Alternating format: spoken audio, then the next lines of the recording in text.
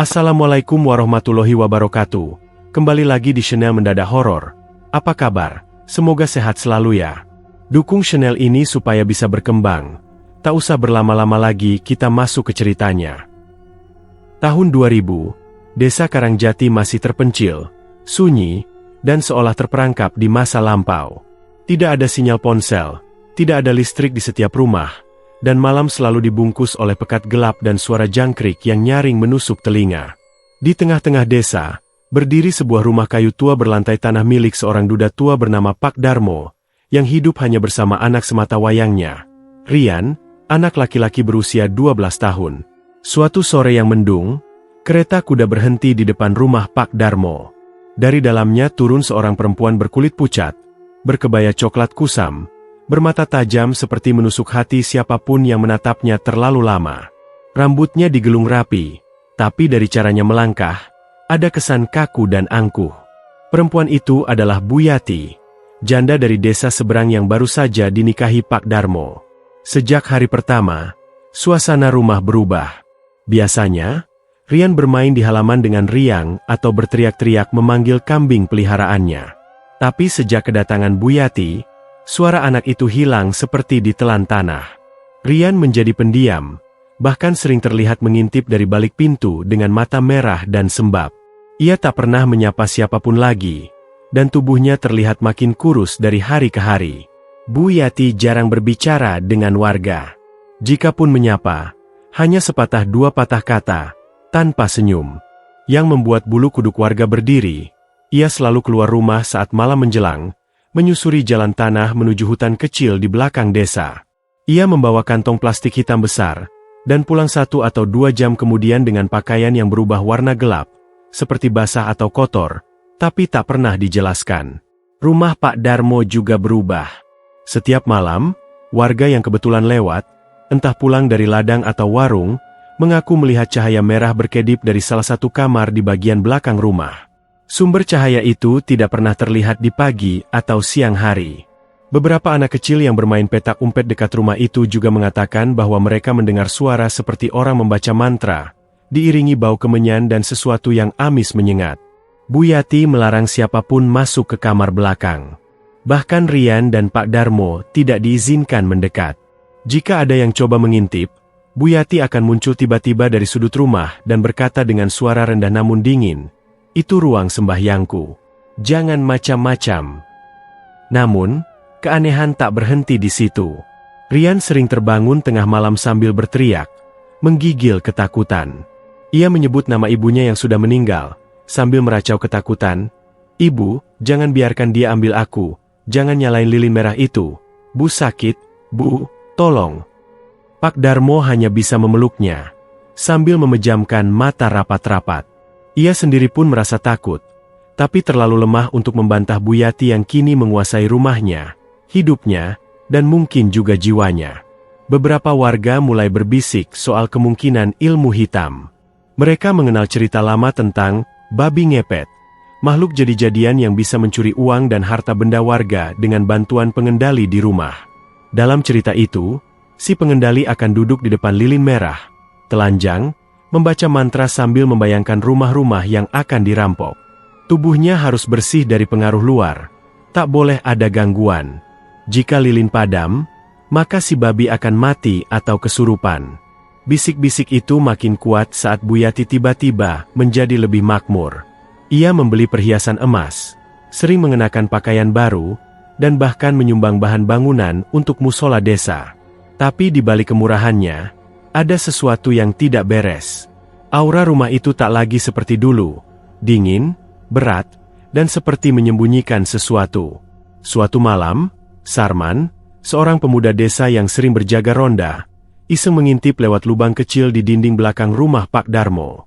Dari celah itu, ia mengaku melihat sesuatu yang tak akan pernah ia lupakan seumur hidupnya. Di tengah kamar yang remang-remang, Bu Yati duduk bersila tanpa busana. Tubuhnya dibaluri cairan hitam kental, dan di depannya menyala lilin merah yang tetesannya seperti darah. Ia membaca sesuatu dalam bahasa yang tak dipahami, dengan mata terpejam. Di sudut ruangan, ada sesosok tubuh anak kecil yang dibaringkan seperti patung. Sarman yakin itu adalah Rian, yang tak bergerak sama sekali.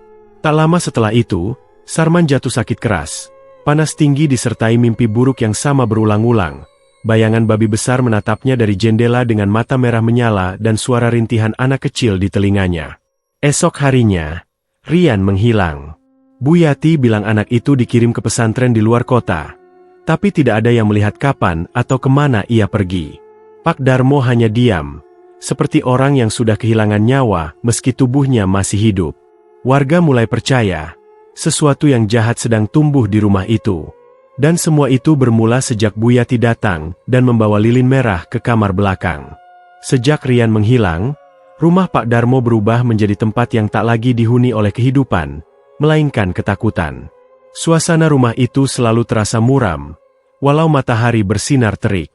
Tak ada lagi suara ayam berkokok dari halaman, tak terdengar lagi suara Pak Darmo menyapu halaman atau bersiul saat menyiram tanaman. Rumah itu kini seperti mayat hidup, diam, dingin, dan menyimpan sesuatu yang membuat bulu kuduk warga berdiri. Namun satu ruangan yang paling membuat warga penasaran sekaligus takut adalah kamar belakang. Ruangan yang selalu tertutup rapat dan tak pernah disentuh siapapun selain Bu Yati. Letaknya ada di ujung rumah, bersebelahan dengan dapur, dan pintunya selalu dikunci rapat. Bahkan saat siang hari, suasana di depan kamar itu terasa berbeda, lebih pengap, lebih dingin, dan terkadang muncul bau amis seperti daging mentah busuk. Anak-anak yang bermain ke belakang rumah sering berlari pulang karena mendengar suara bisikan halus dari balik celah pintu. Mereka bilang ada yang berbisik pelan, seperti memanggil nama mereka satu persatu. Malam hari, teror dari kamar itu semakin menjadi. Pada malam Selasa Kliwon, warga yang melintas di jalan kecil di samping rumah Pak Darmo melihat cahaya merah menyala terang dari sela-sela jendela kamar belakang. Cahaya itu bukan seperti lampu biasa, melainkan seperti api kecil yang menari di dalam ruangan. Beberapa yang cukup berani mencoba mengintip dari selapapan rumah, dan tak satu pun dari mereka yang keluar dari pengalaman itu dengan hati yang tenang. Salah satunya adalah Bu Eni, pedagang sayur yang rumahnya bersebelahan dengan rumah Pak Darmo. Suatu malam, ia terbangun karena mendengar suara langkah kaki berderap pelan, seperti kuku hewan menginjak lantai kayu. Saat ia mengintip dari celah dapur rumahnya, matanya tertumbuk pada sesuatu yang membuat tubuhnya gemetar hebat. Di dalam kamar belakang itu, tampak Bu Yati duduk bersila, dikelilingi oleh 7 lilin merah yang membentuk lingkaran. Ia tidak sendiri.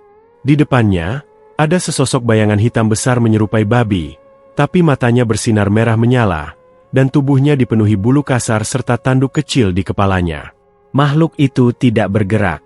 Ia hanya duduk menatap lilin, sementara Bu Yati terus menggumamkan mantra dengan suara berat yang bukan seperti suara manusia. Suara yang keluar dari mulutnya lebih mirip bisikan iblis, berlapis-lapis, seperti ada banyak mulut yang berbicara bersamaan dari dalam dirinya. Bu Eni langsung muntah dan menutup matanya. Keesokan harinya, ia demam tinggi dan terus meracau. Jangan nyalain lilin itu lagi. Jangan buka pintunya. Dia belum kenyang. Dia belum kenyang. Yang membuat semuanya lebih menyeramkan, setiap lilin merah itu meneteskan cairan yang warnanya bukan lilin biasa, melainkan merah gelap seperti darah segar. Bau amisnya tercium hingga ke ruang tengah, dan tak pernah bisa disamarkan, meski Bu Yati membakar dupa wangi setiap pagi. Pak Darmo sendiri semakin kurus dan lemah. Ia hanya duduk di kursi panjang depan rumah, matanya kosong, kadang menangis diam-diam. Setiap kali Bu Yati masuk ke kamar belakang, Pak Darmo akan meremas-remas ujung sarungnya, seolah sedang menahan teriakan. Ia tahu ada sesuatu yang jahat dalam ruangan itu, sesuatu yang dulu tak ia cegah. Bu Yati sendiri makin aneh. Ia jarang bicara, lebih sering tertawa kecil sambil menatap dinding. Kadang ia bicara pada lilin merah yang diletakkan di altar kecil dekat kamar belakang. Ia menyebut nama-nama, salah satunya adalah Rian, dan kadang berkata, "Kalau kau diam, Ibu akan cepat kaya. Kau tenang saja di sana. Ibu sudah tutup pintunya, tak ada yang bisa ganggu." Warga makin takut, tapi tak bisa berbuat banyak. Tak ada bukti nyata, hanya cerita-cerita dari orang yang pernah melihat atau mendengar. Dan siapa yang berani menuduh seorang perempuan dengan kekuatan gelap? Apalagi, tiap kali ada yang menjelekkan nama Bu Yati, orang itu pasti jatuh sakit dalam waktu 3 hari. Suatu malam, Giliran Lurah Wahyono yang menyaksikan hal ganjil. Saat sedang ronda malam, ia bersama dua warga melihat cahaya lilin dari celah kayu rumah Pak Darmo. Penasaran, mereka diam-diam mendekat dan mengintip. Apa yang mereka lihat membekas sampai tua. Di tengah ruangan, ada bayangan anak kecil yang terikat dengan tali merah di tangan dan kakinya. Anak itu berusaha meronta, tapi tubuhnya pucat dan kurus kering. Di sekelilingnya, lilin merah menyala, dan Bu Yati berdiri sambil mengangkat pisau kecil, membaca mantra sambil meneteskan cairan hitam ke tubuh anak itu. Namun anak itu tidak bersuara. Matanya kosong, seperti tidak lagi hidup. Wajahnya pucat dan penuh luka lebam. Ketika Bu Yati menengadah dan membuka matanya hitam seluruhnya, tanpa bola putih. Lurah Wahyono terjatuh ke belakang. Ia pingsan di tempat. Esok harinya, ia tak bisa bicara selama 2 minggu. Tapi di hari ketiga setelah kejadian itu, seekor babi besar bertanduk terlihat berlari melintasi jalan depan rumah Bu Yati, lalu menghilang di semak-semak belakang hutan. Babi itu tak seperti babi biasa. Tubuhnya besar seperti kerbau, dan setiap langkahnya meninggalkan jejak darah segar di tanah. Kamar belakang itu menjadi pusat dari segala kengerian yang tersembunyi di balik senyum dingin Bu Yati. Lilin merah terus menyala, malam demi malam, seolah menguatkan ikatan antara dunia nyata dan sesuatu yang kelam dari alam lain.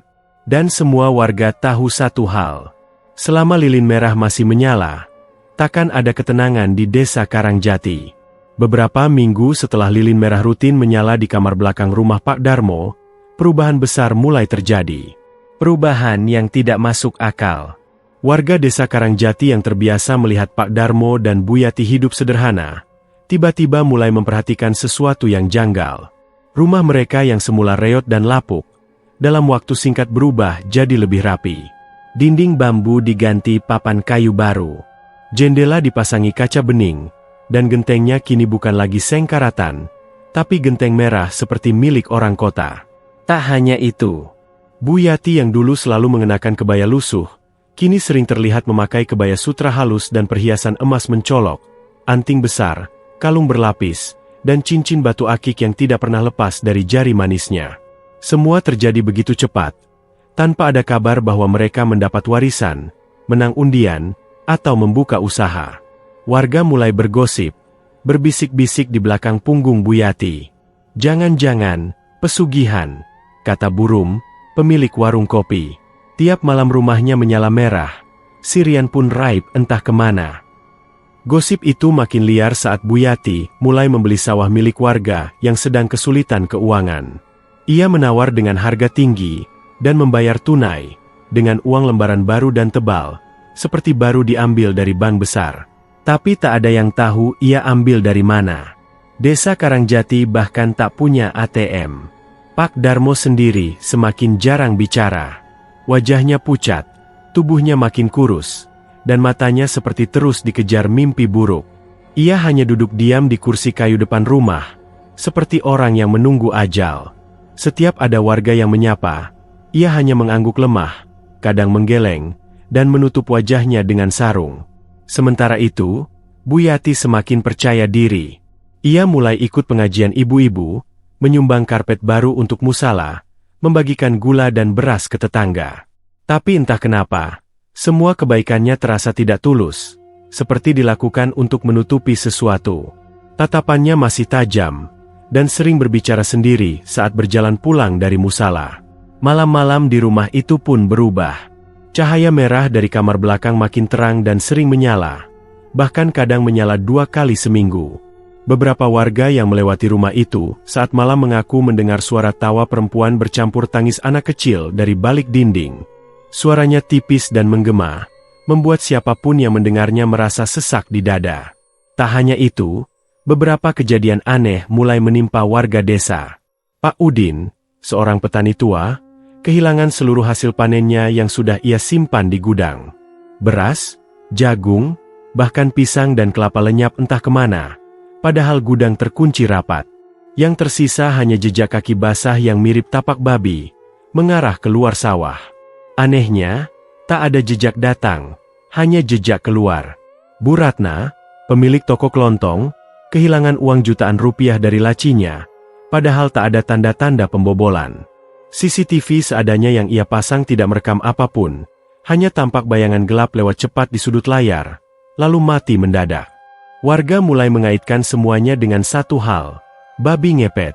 Cerita lama tentang makhluk jadi-jadian itu kembali dibicarakan. Menurut orang-orang tua, babi ngepet biasanya muncul bersamaan dengan kekayaan mendadak, dan selalu dikendalikan dari jarak jauh. Pengendalinya biasanya duduk di depan lilin merah, bertapa dalam keadaan telanjang, membaca mantra pesugihan. Jika lilin padam atau pengendali terganggu, maka si babi akan celaka. Kecurigaan langsung mengarah pada Buyati.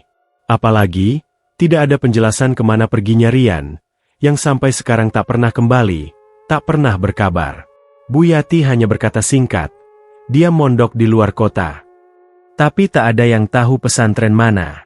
Tak ada yang melihat ia pergi. Bahkan Pak Darmo jika ditanya hanya menunduk, kadang menangis diam-diam.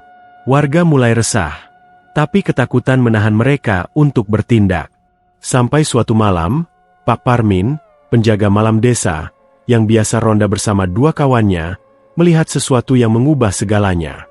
Mereka sedang duduk di pos ronda, membicarakan soal babi ngepet itu, ketika tiba-tiba terdengar suara seperti tapak kaki hewan berlari cepat. Suaranya berat, berderap keras di jalan tanah, disertai gemericik air dan suara dengus kasar. Mereka serentak berdiri dan mengarahkan senter ke arah suara. Apa yang mereka lihat membuat mereka nyaris tak bisa bergerak. Seekor babi besar berwarna hitam pekat dengan tanduk kecil di dahinya, berlari kencang dari arah sawah menuju hutan kecil di belakang rumah Buyati. Matanya menyala merah, dan tubuhnya besar seperti anak kerbau. Tapi yang paling menyeramkan, babi itu mengenakan semacam kain putih lusuh di punggungnya, dan di kain itu ada tulisan Arab gundul samar-samar, seperti tulisan mantra. Senter Pak Parmin langsung mati, begitu juga kedua kawannya. Semua serentak mundur, dan tak ada satupun yang berani mengejar. Mereka hanya bisa menatap babi itu menghilang di balik kabut malam. Esok harinya, desa geger. Pak Parmin menceritakan semuanya ke warga. Dan entah kebetulan atau tidak, hari itu juga, Buyati memborong 2 bidang tanah sawah sekaligus. Ia datang dengan uang tunai, tersenyum lebar, dan memakai cincin baru yang berkilau aneh, seperti batu merah menyala di bawah sinar matahari. Dan untuk pertama kalinya, saat ditanya soal asal uangnya, Buyati hanya menjawab sambil menatap lurus ke mata warga. Yang penting halal buat saya. Kalian jangan iri kalau saya diberkahi. Tak ada yang berani membantah. Tapi malam itu, lebih banyak warga yang mengunci pintu lebih awal, memadamkan lampu, dan menyimpan uang mereka di bawah bantal. Karena semua tahu, babi ngepet tidak datang tanpa perintah. Dan perintahnya berasal dari kamar belakang yang menyala lilin merah. Malam di desa Karangjati bukan lagi sekadar sunyi. Ia kini menyimpan ketegangan yang merayap diam-diam ke tiap jendela dan pintu rumah warga. Sejak kejadian yang dilihat Pak Parmin dan kawan-kawan saat ronda malam, penampakan babi hitam bertanduk, semua warga menjadi waspada. Tapi kewaspadaan mereka berubah menjadi teror diam-diam saat babi itu muncul lagi, dan lagi. Kemunculannya tidak bisa ditebak. Kadang muncul di ujung kebun, kadang melintas di depan kandang ayam warga. Kadang hanya terlihat bayangannya yang besar dan hitam lewat cepat di balik pepohonan, disertai bau amis seperti darah segar yang menyengat hidung. Yang membuat segalanya makin menyeramkan. Setiap kali babi itu menampakkan diri, pasti ada barang warga yang hilang keesokan harinya. Uang di bawah bantal, hasil panen yang baru dipetik. Bahkan kalung emas bayi yang disimpan dalam lemari pun bisa lenyap begitu saja. Dan satu hal yang selalu sama, tak ada tanda pembobolan, tak ada jejak maling manusia. Yang tertinggal hanya jejak tapak babi, dan tetesan darah segar. Suatu malam Jumat, tepat setelah hujan deras mengguyur desa, Pak Naryo, pemilik toko sembako terbesar di Karangjati, duduk di teras rumah sambil mengisap rokok lintingnya. Hujan baru saja reda, dan kabut tipis menggantung rendah di sekitar halaman. Suara kodok bersahutan dari sawah. Saat ia menoleh ke jalan tanah di depan rumahnya, jantungnya nyaris berhenti. Seekor babi besar bertanduk, dengan tubuh hitam legam dan mata merah membara, berdiri diam menatapnya dari tengah jalan.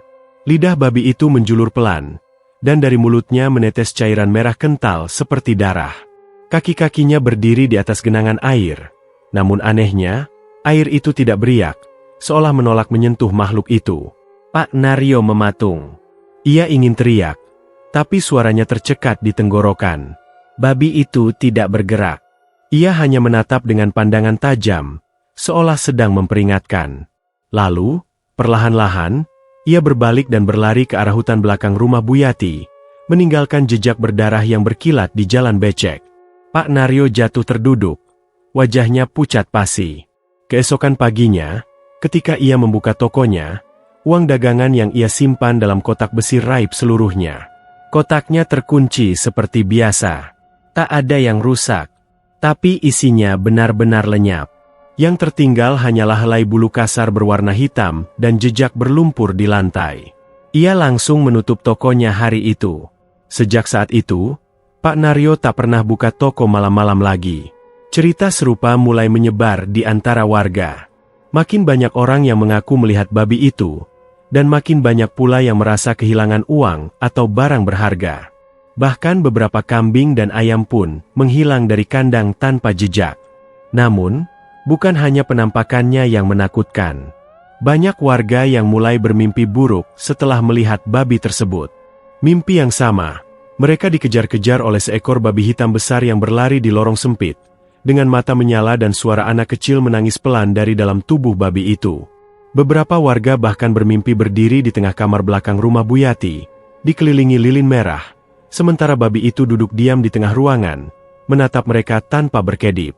Seseorang akhirnya memanggil Mbah Waryo, dukun sepuh dari desa seberang yang dikenal bisa melihat lebih dari yang tampak. Mbah Waryo datang pada malam Sabtu. Ia membawa tas kain tua berisi dupa, akar-akaran, dan segenggam garam hitam. Ia berdiri di depan rumah Bu Yati, menancapkan tongkat kecil ke tanah, lalu berbisik sendiri selama hampir 10 menit. Saat matanya terbuka, wajahnya langsung berubah tegang. Makhluk yang kalian lihat itu bukan sekadar babi ngepet biasa. Dia makhluk perjanjian. Sudah makan tumbal, dan sedang ditumbali lagi. Semua yang hadir tercekat. Warga yang menyimak saling bertatapan. Mereka tahu siapa yang ia maksud. Tumbalnya, anak kecil. Anak laki-laki. Mati dengan cara tidak manusiawi. Arwahnya belum tenang. Sekarang makhluk itu menuntut lebih banyak darah, lebih banyak korban. Mbah Waryo lalu menatap ke arah kamar belakang rumah Bu Yati, yang jendelanya tertutup kain tebal. Lilin merah itu bukan penerang, tapi pintu. Selama pintu itu terbuka, babi itu bebas berkeliaran, dan kalian semua bisa jadi sasarannya. Bu Yati, saat mendengar kedatangan Mbah Waryo dan keributan warga, tidak marah. Ia justru tersenyum tenang, seolah tidak terjadi apa-apa. Ia keluar dengan kebaya baru, menenteng nampan berisi teh dan kue, dan menawarkan pada warga yang berkumpul. Apa kalian takut pada seekor babi? Astaga, zaman sudah modern, masih percaya tahayul. Namun semua warga yang menatapnya merasakan hawa dingin yang merambat pelan dari arah tubuh Bu Yati. Tatapannya kosong, tapi seolah ada sesuatu yang menatap dari balik matanya, bukan manusia. Sejak malam itu, warga Karangjati tidak pernah berani keluar rumah setelah maghrib. Mereka memasang pagar kayu, menyiram garam di depan rumah, dan meletakkan pisau kecil di bawah bantal. Tapi tetap saja, babi itu masih datang. Ia berlari cepat di pinggir sawah. Ia menatap dari balik semak. Ia meninggalkan jejak darah di dekat sumur. Dan setiap kali ia datang, selalu ada lilin merah menyala dari kamar belakang Bu Yati. Dan selalu ada yang hilang keesokan paginya. Babi itu bukan sekadar pencuri. Ia adalah penagih. Penagih dari dunia yang tak kasat mata. Sejak penampakan babi bertanduk mulai menghantui desa Karangjati, suasana kampung berubah drastis. Warga tidak hanya dihantui oleh jejak darah dan kehilangan barang-barang berharga, tapi juga oleh sesuatu yang jauh lebih mengerikan. Suara-suara dari rumah Bu Yati, tepatnya dari kamar belakang. Malam-malam menjadi lebih sunyi, tapi bukan karena tenang. Justru karena semua orang menahan napas. takut mengusik sesuatu yang belum semestinya dibangkitkan. Dan malam-malam itulah, satu persatu warga mulai mendengar ketukan misterius dari balik kamar belakang rumah Bu Yati. Bukan hanya ketukan biasa, tapi ketukan pelan yang berirama aneh, seperti memanggil. Seolah ada sesuatu dari dalam yang ingin keluar. Awalnya hanya dirasakan oleh Pak Surip, tetangga persis di samping rumah Bu Yati. Ia sering tidur di ruang tamu karena istrinya sakit keras. Malam itu, sekitar pukul 2 dini hari, ia mendengar tok tok tok. Pelan tapi jelas, dari dinding rumah yang berbatasan langsung dengan kamar belakang Bu Yati. Ia berpikir mungkin tikus atau ranting jatuh. Tapi suara itu terus berulang setiap malam, tepat di waktu yang sama. Irama ketukannya aneh, seperti tok, tok, tok. Diam 5 detik, tok, tok. Seakan memberi sandi. Seakan itu bukan suara acak, melainkan kode atau panggilan. Suatu malam, Pak Surip memberanikan diri mendekati tembok yang memisahkan rumahnya dengan kamar belakang itu. Ia tempelkan telinganya. Dan ia mendengar suara lain. Buka, aku dingin gelap. Suara pelan, lirih, seperti suara anak kecil.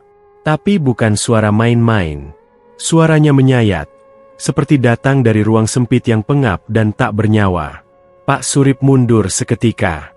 Jantungnya berdetak keras. Ia segera menutup telinga dan beristighfar sambil menggenggam tasbih. Bukan hanya Pak Surip yang mengalami hal aneh. Anak-anak kecil di sekitar rumah Bu Yati mulai sering bermimpi buruk tentang Rian. Dalam mimpi itu, mereka melihat Rian berdiri diam di halaman rumahnya. Tubuhnya kurus, kakinya terikat rantai merah, dan matanya kosong. Ia tidak bicara, hanya menunjuk ke arah kamar belakang dan menggeleng pelan sambil menangis darah. Jangan masuk ke sana. Aku dikunci. Aku masih di sini. Seorang anak bahkan sampai demam tinggi dan terus menggambar-gambar yang sama berulang kali.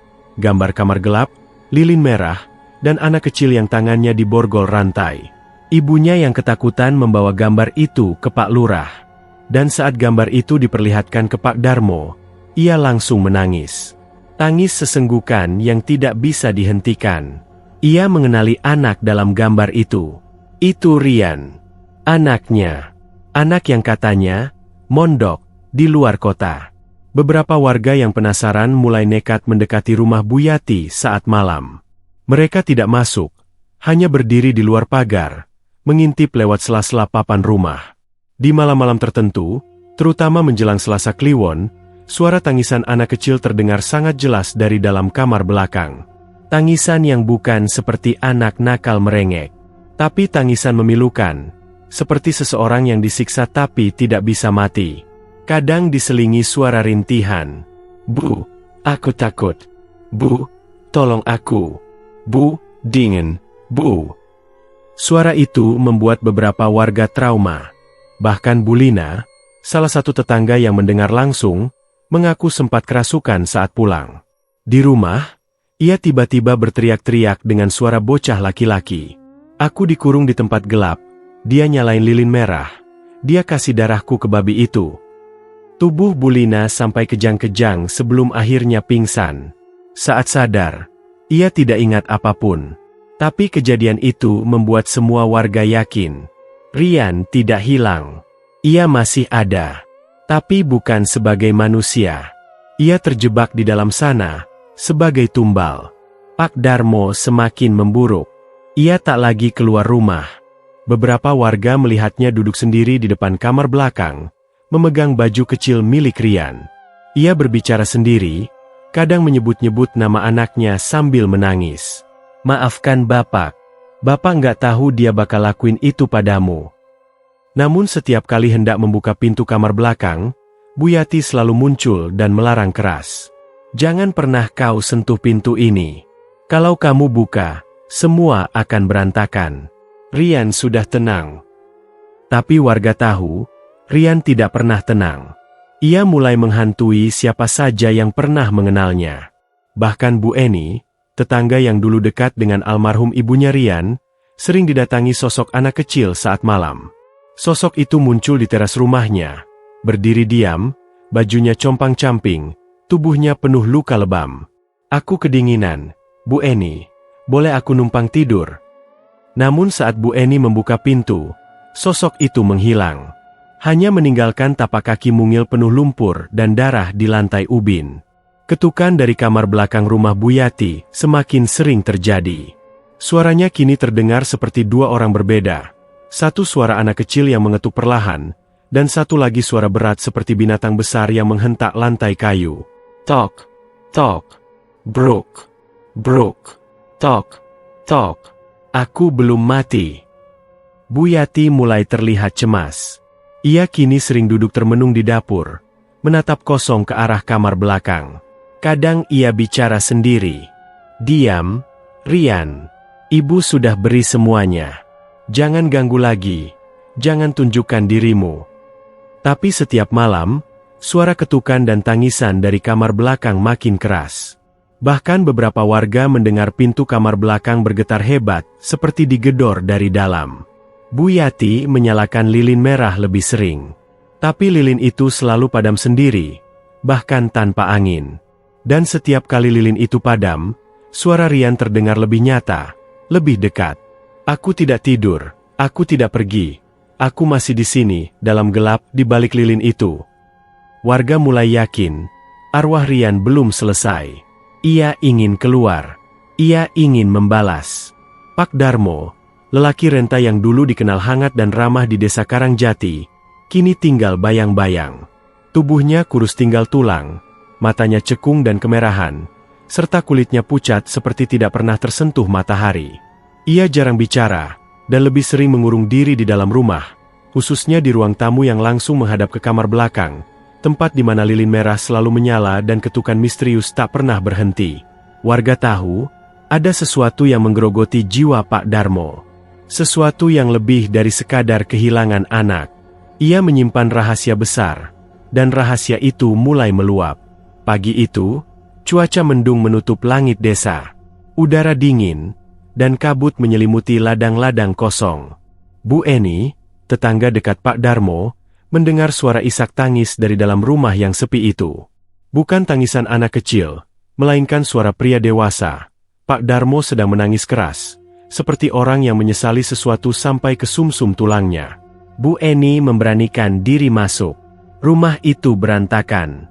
Bau dupa dan kemenyan menyesakkan hidung. Lilin merah bekas terbakar berserakan di lantai. Lantai tanahnya lembab dan dingin. Di sudut ruangan, Pak Darmo terduduk sambil menggenggam sebuah baju kecil lusuh milik Rian.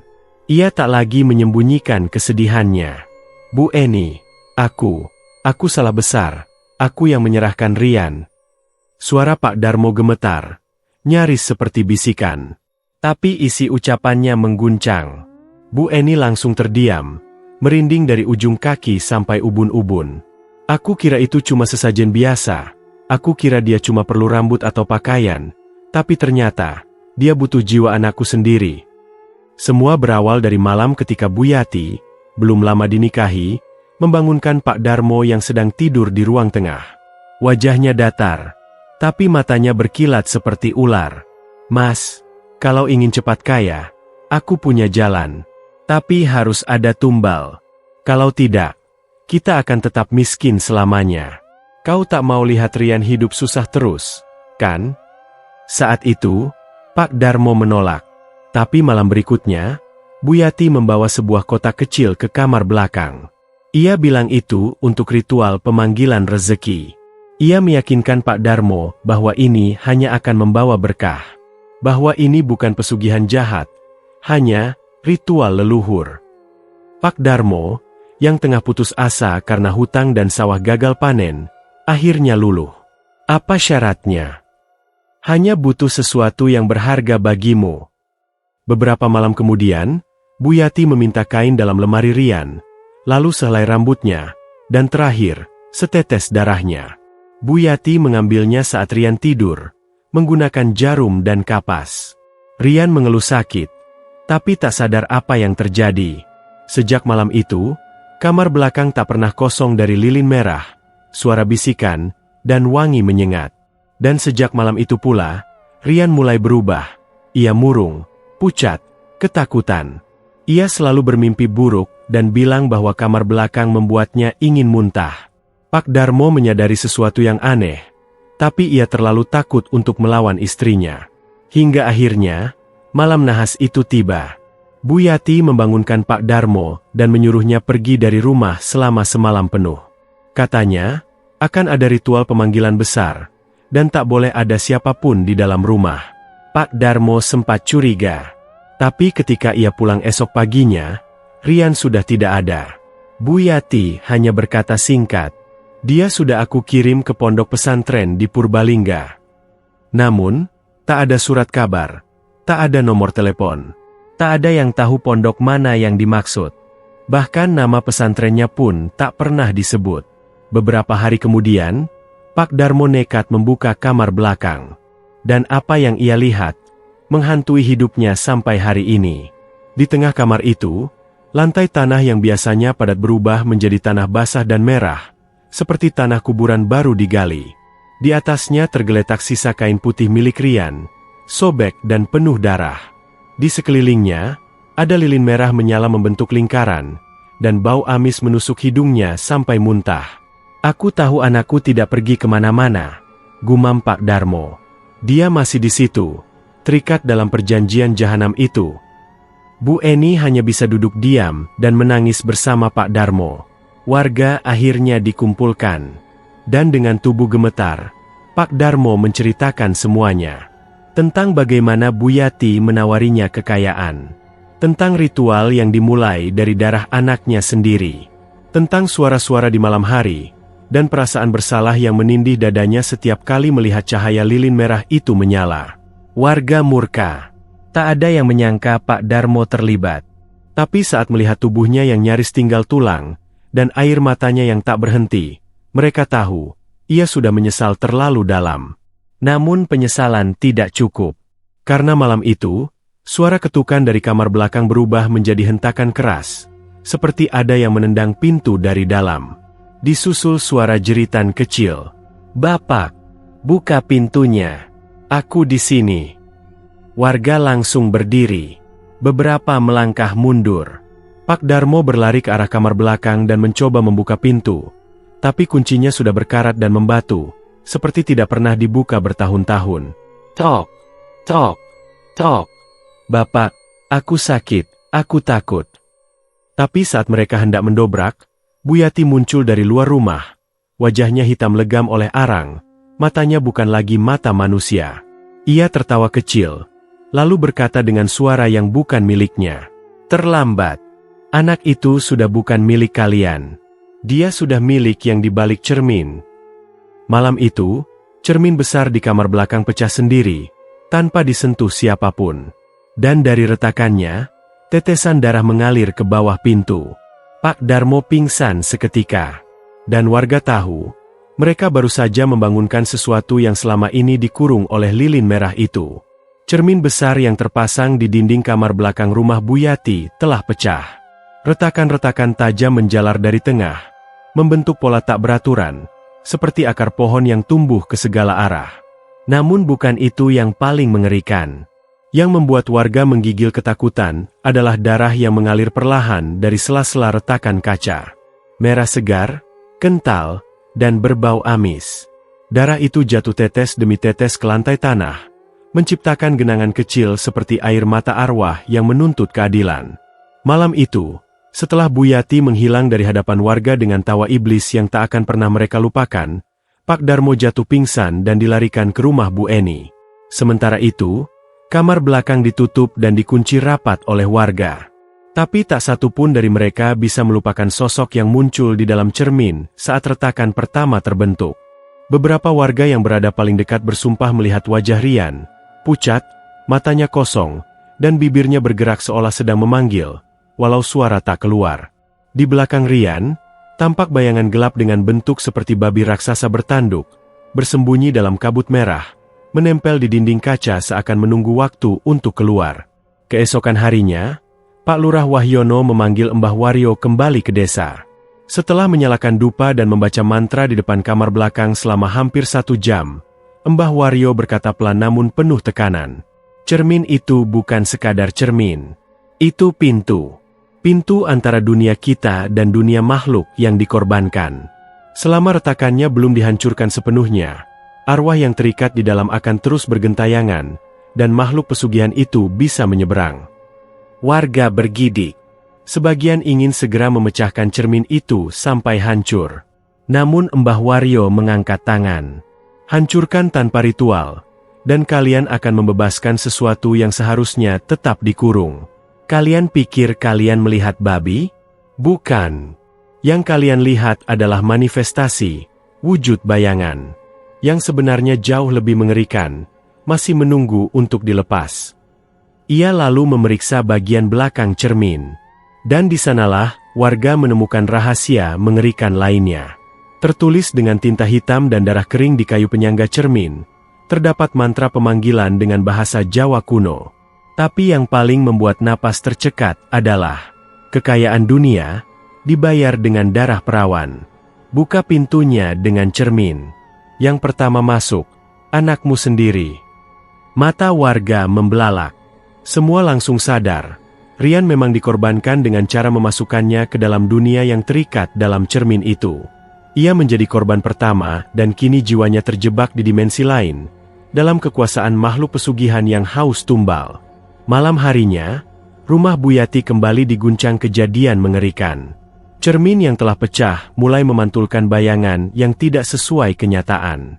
Saat warga memberanikan diri mengintip dari luar jendela, mereka melihat bayangan keluarga utuh di dalam kaca. Buyati, Pak Darmo, dan Rian, semua tersenyum, duduk di ruang tamu, seolah tak ada yang terjadi. Tapi saat melihat ke dalam ruangan sebenarnya, ruang itu kosong. Tak ada siapa-siapa. Warga yang menatap terlalu lama mulai pusing, mual, bahkan muntah darah. Seolah cermin itu menarik energi jiwa mereka sedikit demi sedikit. Dan pada pukul 2 dini hari, ketukan dari dalam kamar kembali terdengar. Kali ini bukan ketukan pelan, tapi ketukan marah. Brooke, Brooke, Brooke, aku mau keluar. Suara itu bukan lagi suara anak kecil, tapi campuran dari suara bocah, suara wanita, dan raungan hewan besar. Semuanya bertumpuk menjadi satu, menciptakan suara yang membuat darah beku. Pagi harinya, warga menemukan lilin merah menyala sendiri di depan pintu kamar belakang. Padahal tidak ada yang masuk ke rumah itu. Udara pagi sangat dingin, tapi lilin itu tetap hidup. Nyala apinya tidak berkedip. Api itu berdiri tegak seperti lidah iblis yang menuntut korban baru. Pak Darmo akhirnya sadar setelah 3 hari koma. Tubuhnya lemah, suaranya pelan, tapi ia memohon satu hal kepada warga. Tolong hancurkan cerminnya, jangan biarkan dia keluar sepenuhnya, sebelum Buyati kembali. Semua langsung bertanya-tanya, kemana Buyati menghilang? Jawabannya datang 2 hari kemudian.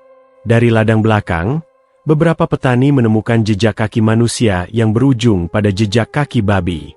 Jejak itu seperti berubah di tengah jalan, manusia yang berjalan, lalu berubah menjadi makhluk berkaki 4. Di tempat terakhir jejak itu berhenti, mereka menemukan pakaian sobek milik Buyati, penuh darah, dan cincin yang biasa ia pakai tertancap di batang pisang. Tapi tak ada tubuh, tak ada jasad. Hanya terdengar desisan pelan dari dalam semak-semak saat angin bertiup, seolah sesuatu sedang bersembunyi, menunggu malam kembali tiba. Warga kini hidup dalam ketakutan yang lebih dalam. Cermin yang retak di kamar belakang itu masih berdiri, dan meski telah ditutupi kain putih dan disegel kayu, kadang masih terdengar suara dari baliknya. Tangisan, tawa kecil, bisikan, ketukan, dan terkadang, suara yang menyerupai suara Rian berkata, "Kalau kalian benar-benar sayang padaku, hancurkan cerminnya. Tapi hati-hati, dia bisa melihat kalian juga." Mbah Wario bersiap untuk melakukan ritual pemusnahan, namun ia memberi peringatan terakhir kepada seluruh warga. Sebelum cermin dihancurkan, sesuatu akan mencoba keluar untuk terakhir kali. Kalian harus siap. Jangan biarkan siapapun masuk ke kamar itu saat malam. Siapapun, termasuk yang kalian pikir sudah mati. Karena seperti kata mantra di balik cermin, yang pertama masuk, anakmu sendiri, tapi yang keluar belum tentu manusia. Malam itu langit gelap pekat tanpa bintang. Awan menggumpal seperti tumpukan arang, dan angin bertiup dingin membawa aroma tanah basah, bercampur bau amis yang menyesakan. Desa Karangjati menjadi seperti lahan mati, tidak ada lampu rumah yang menyala, tak ada anjing menggonggong, dan tak ada suara jangkrik. Semuanya membisu, seolah dunia berhenti bernafas. Di rumah Buyati, kamar belakang kembali menyala dengan cahaya merah, meski tak ada yang menyalakan lilin. Nyala itu keluar dari balik celah-celah papan, berdenyut seperti jantung hidup. Warga tahu, malam ini adalah malam pemanggilan terakhir, malam di mana pintu antara dua dunia akan terbuka sepenuhnya. Mbah Waryo sudah bersiap. Di pelataran rumah itu, ia membuat lingkaran garam hitam dan menancapkan 7 paku besi warisan leluhur di tiap sudut tanah. Di tangannya ada kendi tanah liat yang berisi air rendaman bunga kantil, kemenyan hitam, dan potongan rambut Rian yang dulu sempat disimpan Pak Darmo. Warga berkumpul, berdiri diam sambil menggenggam tali rajah dan ayat-ayat pengusir makhluk halus. Tak ada yang bicara. Ketakutan menggantung seperti kabut pekat. Dan tepat jam 3 dini hari, semuanya dimulai. Cermin yang berada di kamar belakang bergetar sendiri. Retakan-retakannya melebar, dan dari setiap celah mengalir darah yang lebih banyak dari sebelumnya. Tanah di bawah cermin basah oleh cairan merah kehitaman, dan bau busuk menyebar ke seluruh rumah. Bau mayat lama yang membusuk bercampur bau dupa terbakar. Tiba-tiba, dari dalam cermin muncul tangan kecil, kurus, dingin, dan basah. Tangannya Rian. Ia mencoba meraih keluar, gemetar, seperti seseorang yang hendak diselamatkan dari tenggelam. Tapi sebelum ia bisa keluar sepenuhnya, tangan lain yang jauh lebih besar dan berbulu menariknya kembali ke dalam. Lalu, dari dalam cermin terdengar raungan. Raungan rendah dan dalam, seperti gabungan suara babi, manusia, dan jeritan roh. Dinding kamar bergetar. Lilin merah yang sebelumnya menyala, kini berkobar. Nyalanya menjilat langit-langit kayu. Aku keluar. Saatnya meminta balasan. Suara itu bukan berasal dari satu makhluk, tapi seperti dari puluhan makhluk yang bersemayam dalam satu tubuh. Dan dari retakan cermin, perlahan-lahan muncul sesosok makhluk. Makhluk itu tinggi, tubuhnya disusun dari cairan lilin merah panas, meleleh dan membentuk postur manusia. Tapi wajahnya bukan satu, melainkan berputar, berganti-ganti antara wajah Rian, wajah Pak Darmo, dan wajah Buyati, yang semuanya menangis darah. Di atas kepalanya tumbuh 2 tanduk besar hitam legam, dan dari punggungnya keluar ekor babi berduri. Makhluk itu merayap keluar dari cermin, membakar lantai tanah di setiap langkahnya. Di mana ia lewat, tanah menjadi hitam, dan udara menjadi berat seperti dicekik. Cahaya dari tubuhnya memantulkan bayangan yang bergerak sendiri, seolah roh-roh korban lain mengikuti di belakang. Pak Darmo, yang dipapah warga ke tengah lingkaran garam, langsung gemetar begitu melihat makhluk itu muncul. Air matanya jatuh deras. Rian, maafkan Bapak. Bapak gak tahu ibumu bakal ngorbanin kamu begini. Makhluk itu berhenti. Wajah Rian kembali muncul di permukaan lilin cairnya. Ia menangis. Tapi dari mulutnya bukan air mata yang jatuh, melainkan larva merah panas yang meleleh ke tanah dan menggeliat seperti ulat api. Mbah Waryo langsung duduk bersila, membacakan mantra penahan arwah. Roh yang tersesat, kembalilah ke duniamu. Jangan mendekati manusia, jangan ambil nyawa lagi. Makhluk itu meraung keras, hingga atap rumah berguncang. Dinding kamar belakang mulai retak. Cermin itu bercahaya terang, dan di baliknya tampak lautan darah. Penuh kepala manusia melayang seperti benda terapung, menatap dengan mata kosong. Buyati janji 1 tumbal tiap purnama. Kalian menggagalkan. Makhluk lilin itu menghentak tanah, menciptakan gelombang panas yang membuat kulit warga terbakar meski dari jarak jauh. Beberapa orang mundur, beberapa langsung muntah darah. Lalu, dari balik kabut, seseorang muncul. Buyati. Namun tubuhnya bukan lagi seperti dulu. Ia telanjang dada, tubuhnya penuh luka dan gosong, tapi matanya bersinar merah seperti arang membara. Di punggungnya ada jejak cakaran makhluk, dan dari perutnya menjulur tali pusar panjang yang terseret ke tanah, seolah ia baru saja dilahirkan ulang dari neraka. Anakku, Aku datang menjemputmu kembali. Kau belum selesai. Ayo kita akhiri semua ini. Bu Yati berlari ke arah makhluk lilin itu, dan melompat ke tubuhnya sendiri. Saat tubuh mereka bersatu, api merah meledak ke segala arah, menabrak dinding rumah, membakar pintu, dan membuat seluruh desa tersambar hawa panas luar biasa. Cahaya terang menyilaukan muncul sesaat, dan setelah itu, sunyi. Sangat sunyi. Ketika warga membuka mata, cermin itu telah hancur berkeping-keping, dan makhluk lilin merah itu lenyap tanpa bekas. Yang tersisa hanyalah gumpalan lelehan lilin merah di tengah kamar, berbau amis dan anyir. Namun, di tengah lelehan itu, warga menemukan sesuatu. Sebuah boneka kain milik Rian. Basah oleh darah, namun masih utuh. Dan di boneka itu, tertulis dengan tinta hitam, "Bapak, aku sudah pulang. Tapi bukan sebagai anakmu lagi." Sejak malam berdarah itu, rumah Bu Yati ditinggalkan. Tak ada yang berani menyentuhnya. Bahkan tanaman pun tak tumbuh di sekitar tanahnya. Tanah itu menjadi kering, retak, dan mati. Dan meski makhluk lilin merah telah dibakar bersama perjanjian terakhirnya, beberapa warga masih mendengar ketukan samar di malam Jumat Kliwon. Tok, tok, tok. Ketika langit memerah dan lilin menyala sendiri tanpa sebab. 2 minggu telah berlalu sejak malam berdarah yang menghancurkan cermin terkutuk di kamar belakang rumah Bu Yati. Desa Karangjati terlihat tenang dari luar, tetapi ketenangan itu hanya kulit tipis yang menyelimuti rasa takut yang masih menyelinap di dada para warga. Tak seorang pun berani lewat di depan rumah tua itu, bahkan di siang hari. Tanah di sekitar rumah Bu Yati masih kering, retak, dan berwarna keabu-abuan, seperti tak mau lagi menerima kehidupan. Pohon-pohon di dekatnya mengering dan rontok, meski musim hujan mulai turun. Tanah itu seperti telah direnggut dari dunia manusia. Namun yang paling membuat warga tak bisa tidur nyenyak adalah nyala lilin merah yang tetap muncul di kamar belakang, tepat setiap malam Jumat Kliwon. Meski rumah itu sudah kosong, jendela tertutup rapat, dan pintunya telah dipalang kayu besi oleh warga serta didoakan Mbah Waryo.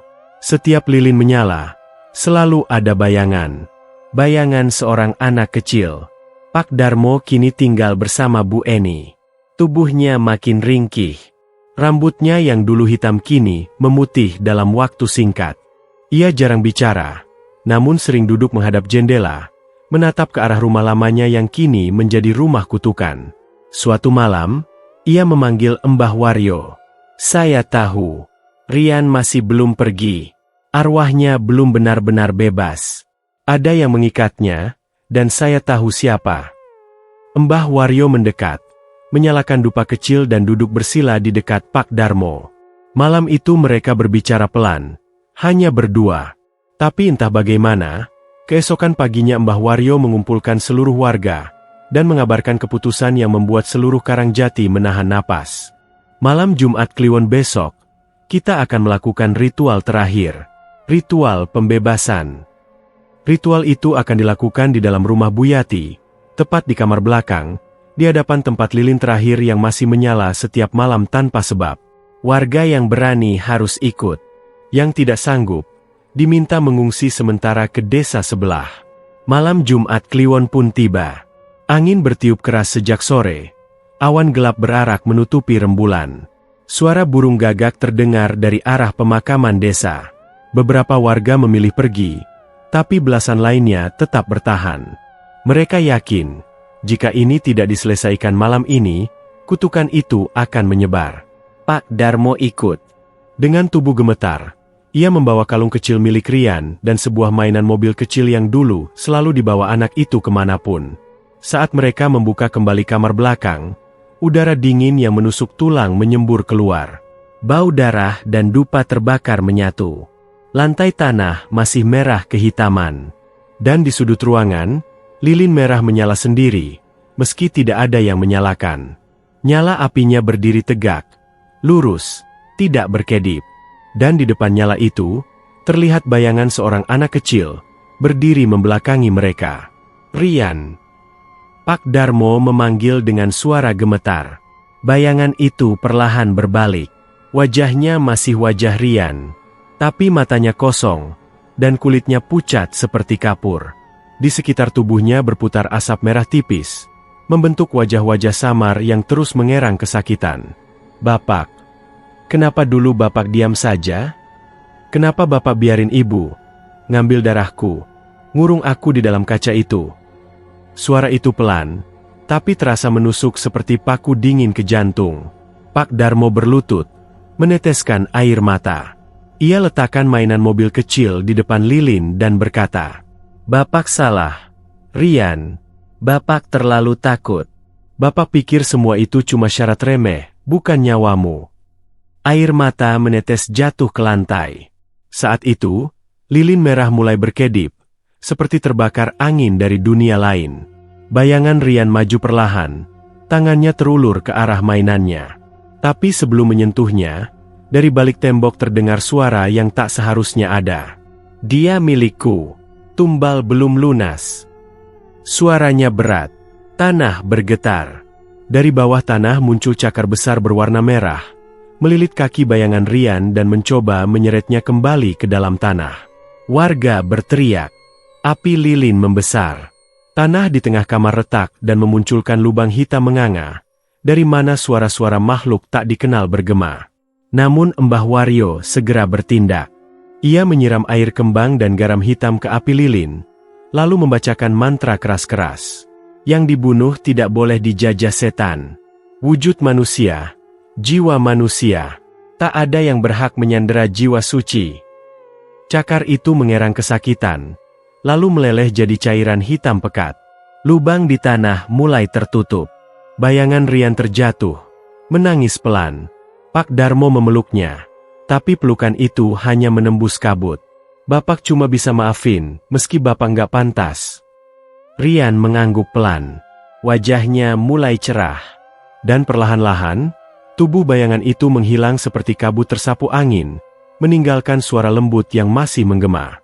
"Aku pulang, Pak, tapi kali ini, ke tempat yang benar." Lilin merah padam. Api terakhir menghilang. Dan untuk pertama kalinya sejak bertahun-tahun, kamar belakang menjadi gelap, benar-benar gelap dan tenang. Pagi harinya, warga menemukan lilin merah itu telah meleleh sepenuhnya. Tak ada jejak darah, tak ada bayangan, tak ada cermin. Hanya tanah kosong. Dan untuk pertama kalinya juga, burung kembali berkicau di sekitar rumah itu. Beberapa hari kemudian, bunga liar mulai tumbuh di halaman. Rumput menghijau. Pohon di dekat rumah yang dulu kering, mulai bertunas. Pak Darmo meninggal sepekan setelahnya. Tapi ia pergi dalam keadaan tenang, dengan senyum kecil di wajahnya, memeluk boneka dan mainan mobil milik anaknya. Warga menyaksikan sendiri, tidak ada suara ketukan malam itu. Tidak ada lilin menyala. Tidak ada mimpi buruk. Kutukan telah selesai. Namun hingga kini, di tiap malam Jumat Kliwon, jika ada orang lewat di dekat puing rumah Bu Yati, kadang mereka melihat cahaya kecil menyerupai nyala lilin merah menyala satu kali. Sekejap, lalu hilang. Mungkin itu bukan kutukan. Mungkin itu hanya tanda bahwa Rian masih menjaga, agar tak ada anak lain yang dijadikan tumbal oleh keserakahan orang dewasa.